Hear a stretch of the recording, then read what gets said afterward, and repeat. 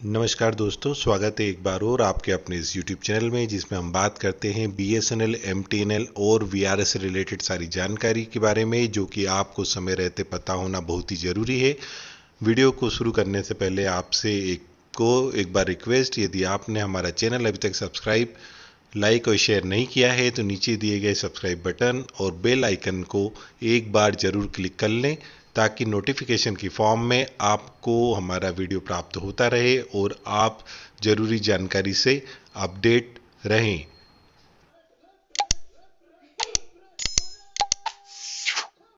दोस्तों, वीडियो की शुरुआत करते हैं कॉरपोरेट ऑफिस के एक ऑर्डर से, जो कि BSNL रिटायर्ड पर्सन्स के लिए है।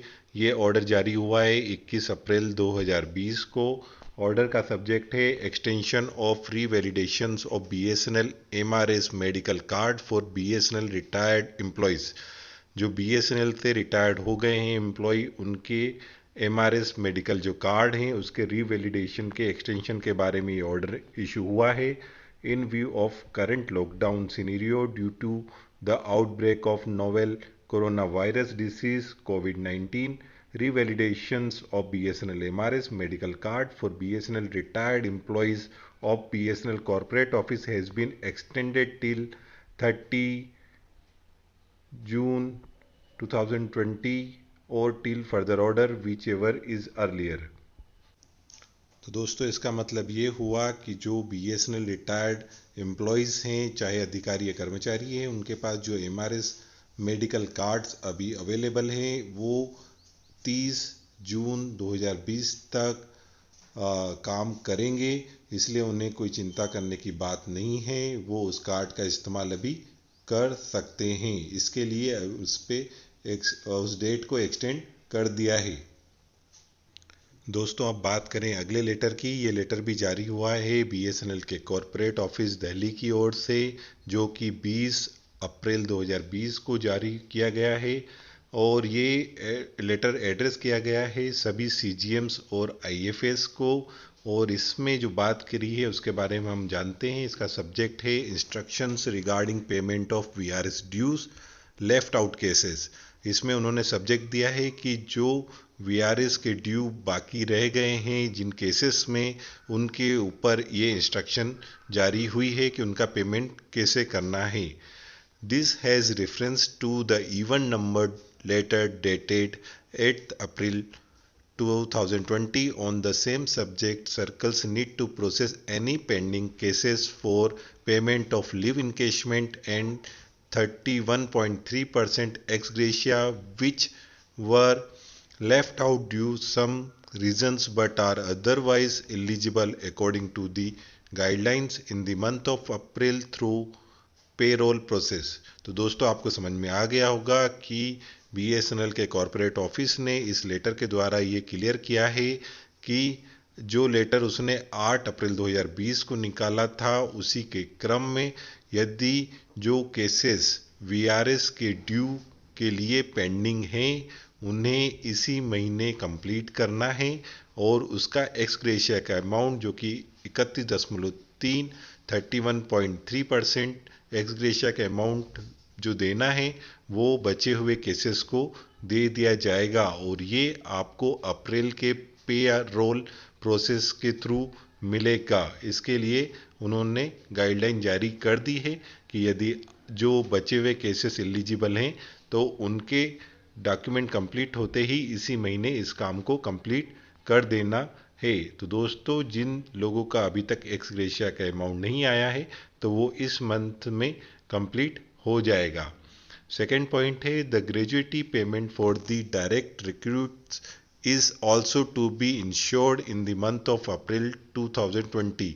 दोस्तों, हमें बार बार कमेंट्स बॉक्स में पूछा जा रहा है कि जो डायरेक्ट रिक्रूटेड हैं, जिन्होंने VRS ले लिया है, उनका ग्रेजुएटी का पेमेंट अभी तक नहीं आया है। तो उनके लिए खुश खबर कि उनका ग्रेजुएटी का पेमेंट का अमाउंट इस महीने ही क्लियर हो जाएगा। इसके लिए भी इंस्ट्रक्शन जारी हो चुके हैं, for which instructions have already been issued in the even numbered letter dated 1 April 2020। इसके लिए 1 अप्रैल 2020 को ही ऑर्डर जारी हो चुके हैं। तो ये आपके लिए एक अच्छी खबर साबित होगी। फॉर एनी क्लेरिफिकेशन और support related to the processing kindly approach the HCM core team. और साथ में क्लेरिफिकेशन कहा गया है कि यदि आपको कोई क्लेरिफिकेशन या किसी सपोर्ट की ज़रूरत है तो आप HCM कोर टीम से संपर्क कर सकते हैं। तो दोस्तों, इस महीने आपको जो डायरेक्ट रिक्रूटेड हैं जिन्होंने VRS एडॉप्ट किया था उनका पेमेंट जो है ग्रेजुइटी का वो आ जाएगा। और साथ ही ऐसे केसेस VRS के ऐसे केसेस जिनका कि एक्स ग्रेशिया का अमाउंट अभी तक नहीं आया है तो वो भी इस महीने आपको प्राप्त हो जाएगा। यदि आपने अभी तक हमारा चैनल सब्सक्राइब नहीं किया है तो नीचे दिए गए सब्सक्राइब बटन और बेल आइकन को एक बार जरूर क्लिक कर लें ताकि आपको आपसे रिलेटेड सारी जानकारी हम नोटिफिकेशन की फॉर्म में आप तक पहुंचाते रहें।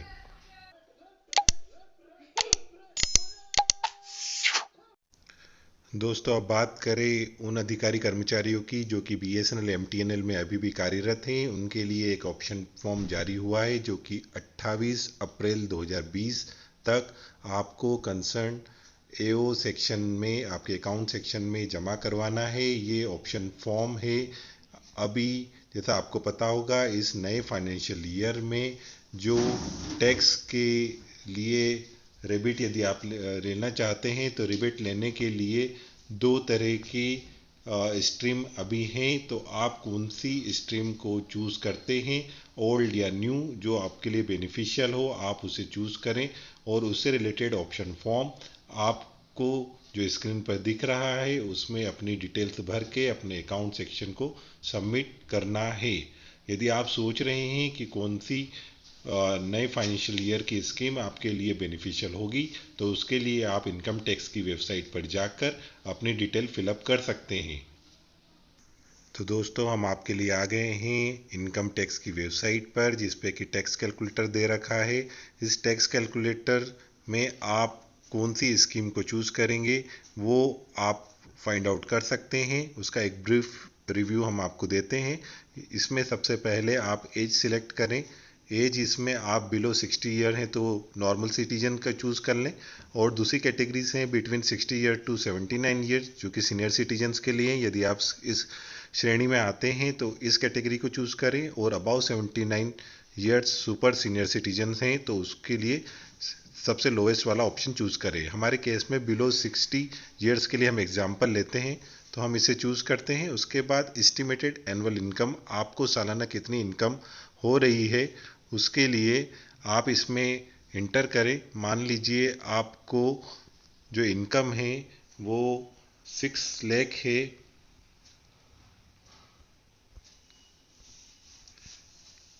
और जो डिडक्शन है उस केस में आप मान लीजिए आपके जो डिडक्शन या एग्जेम्पशंस हैं वो 1.5 लाख रुपए का है।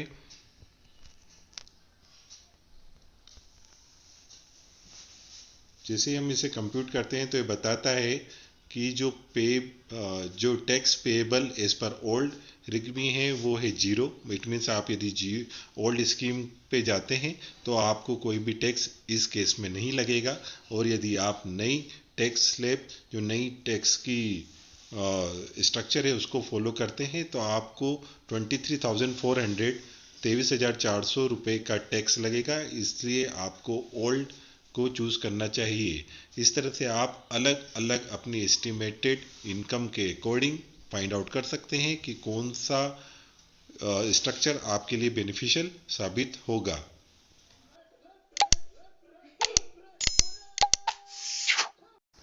दोस्तों, बढ़ते हैं अगली खबर की ओर। अगली खबर आ रही है अमर उजाला की तरफ से। लाइसेंस फीस स्पेक्ट्रम शुल्क के रूप में वोडाफोन आइडिया ने सरकार को जमा किए 1300 करोड़ रुपए।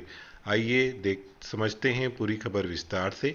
दूरसंचार कंपनी वोडाफोन आइडिया ने हाल ही में समाप्त हुए मार्च तिमाही के लिए लाइसेंस शुल्क और स्पेक्ट्रम उपयोग शुल्क के लिए सरकार को करीब 1367 करोड़ रुपए का भुगतान कर दिया है। सूत्रों ने कहा है कि दूरसंचार विभाग को वोडाफोन आइडिया से यह राशि मिल गई है। अन्य परिचालकों ने अपने भुगतान पहले ही कर दिए हैं। हालांकि इस बारे में संपर्क किए जाने पर कंपनी के प्रवक्ता ने कुछ भी कहने से मना कर दिया। इससे पहले सुप्रीम कोर्ट ने कहा था कि वह दूरसंचार कंपनियों के MD के खिलाफ अवमानना का मामला दर्ज करेगा अगर जिन्होंने एजीआर बकाये को लेकर अदालत के बारे में फर्जी खबर प्रसारित की। सुप्रीम कोर्ट ने 2 टूक कहा था कि बकाया राशि का पुनर्मूल्यांकन नहीं होगा। कंपनियों ने एजीआर बकाया का स्वयं मूल्यांकन करने के नाम पर गंभीर धोखा किया है। जस्टिस अरुण मिश्रा ने कहा था कि टेलीकॉम कंपनियों को कोर्ट के आदेश के मुताबिक भुगतान करना ही होगा। एजीआर बकाया पर हमारा फैसला अंतिम है, इसका पूरी तरह से पालन किया जाए। दोस्तों, अब बढ़ते हैं अगली खबर की ओर। गुड न्यूज़, अब बिना रिचार्ज के होगी बात। बीएसएनएल, जियो, एयरटेल और वोडा का तोहफा, इन ग्राहकों को मिलेगा इसका लाभ। आइए जानते हैं। लॉकडाउन से आपका शहर बंद है, लेकिन इसकी वजह से आपके फ़ोन पर बातचीत नहीं बंद होने वाली। अगर आपके पास प्रीपेड कनेक्शन है और इसकी वैलिडिटी खत्म होने वाली है तो भी चिंता की बात नहीं। 3 मई तक जारी लॉकडाउन के बीच रिलायंस, जियो, एयरटेल, वोडाफोन और बीएसएनएल के यूज़र्स का बड़ा तोहफा मिला है। इन टेलीकॉम कंपनियों ने अपने यूज़र्स को बड़ी तोहफा देते हुए अब बिना रिचार्ज के ही इनकमिंग की सुविधा दी है। जियो से वोडाफोन, एयरटेल और बीएसएनएल तक सभी टेलीकॉम कंपनियों ने अपने ग्राहकों को लॉकडाउन के बीच बड़ी राहत देते हुए अपने सभी प्रीपेड प्लान्स की वैलिडिटी को बढ़ा दिया है। वोडाफोन आइडिया ने 3 मई तक प्रीपेड प्लान की वैलिडिटी को बढ़ा दिया है, यानी जिन यूजर्स के प्लान की वैलिडिटी खत्म हो गई थी उन्हें 3 मई तक इनकमिंग कॉल की सुविधा मिलेगी। कंपनी ने यह सुविधा कम आय वाले यूजर्स को दी है। ठीक वोडाफोन की तरह एयरटेल ने भी अपने प्रीपेड प्लान की वैलिडिटी को 3 मई तक बढ़ाया है। एयरटेल की इस सुविधा का लाभ भी सिर्फ कम आय वाले यूजर्स को ही मिलेगा। ऐसे सभी यूजर्स को 3 मई तक इनकमिंग कॉल की सुविधा मिलती रहेगी। वोडाफोन और एयरटेल की तरह रिलायंस, जियो ने भी अपने सभी यूजर्स के लिए इनकमिंग कॉल की सुविधा बढ़ा दी है। हालांकि कंपनी ने यह नहीं बताया कि यह सुविधा कब तक मिलेगी। इसके अलावा जियो ने यह भी साफ किया है कि कंपनी के इस ऑफर का लाभ निम्न और उच्च दोनों आय वर्ग के लोगों को मिलेगा। वहीं एयरटेल ने भी सभी प्रीपेड यूजर्स को राहत देते हुए प्लान की वैलिडिटी को 3 मई तक बढ़ा दिया है। एयरटेल की इस सुविधा का लाभ भी सिर्फ कम आय वाले यूजर्स को ही मिलेगा। वहीं सरकारी टेलीकॉम कंपनी बीएसएनएल ने भी अपने सभी प्रीपेड प्लान्स को 5 मई तक के लिए बढ़ा दिया है। इसके अलावा कंपनी ने रिचार्ज हेल्पलाइन नंबर शुरू की है, जहां फ़ोन करके आप घर बैठे अपना प्लान रिचार्ज करा सकते हैं। टोल फ्री नंबर 56700999 पर कॉल कर यूज़र घर बैठे अपने बीएसएनएल के प्रीपेड नंबर्स को रिचार्ज करा सकेंगे। हालांकि अधिकांश रिचार्ज आउटलेट 20 अप्रैल के बाद से खुल जाने की उम्मीद है। जो उपभोक्ता रिचार्ज नहीं कर पा रहे हैं उन्हें लॉकडाउन के समाप्त होने तक इनकमिंग सुविधा मिलती रहेगी। दोस्तों, यदि आपने अभी तक हमारा चैनल सब्सक्राइब नहीं किया है तो नीचे दिए गए सब्सक्राइब बटन और बेल आइकन को दबाकर चैनल को अभी सब्सक्राइब कर लें, ताकि बीएसएनएल और वीआरएस से रिलेटेड सारी न्यूज़ आपको समय पर मिलती रहे। धन्यवाद। जय हिंद, जय भारत।